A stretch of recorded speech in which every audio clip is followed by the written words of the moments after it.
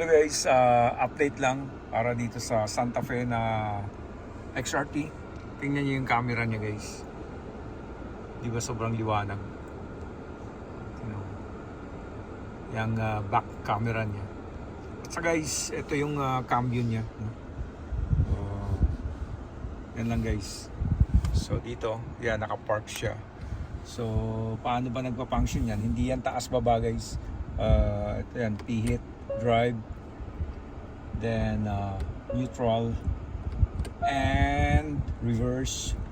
Then you get to just press this button para mag-park siya. So yan guys, di ba? Then neutral for me to engage into park. Meron siyang parking brake dito, electronic. So ilain mo lang yan, ayan, nag-red na siya guys.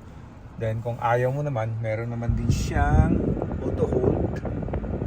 Then syempre press ulit ng brake to press the park button. So yun guys, naka-engage na siya ng park.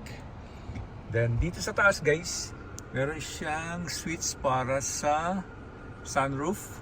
So ito yan guys. So yan, sunroof niya. Yan, ito lang guys. So sa calligraphy at saka limited, may dual sunroof sila banda rito sa likod.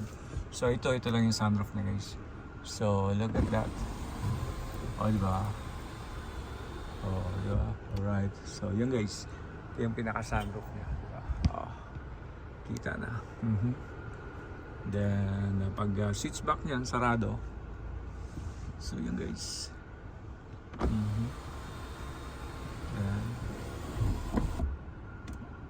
Then full lock. Okay. So yan lang muna guys, update lang. Back to camera. Backup camera. Tingnan mo guys, napakaliwanag ng ang ginawa ng Hyundai dito. So yun lang guys, update ulit sa susunod. Thank you.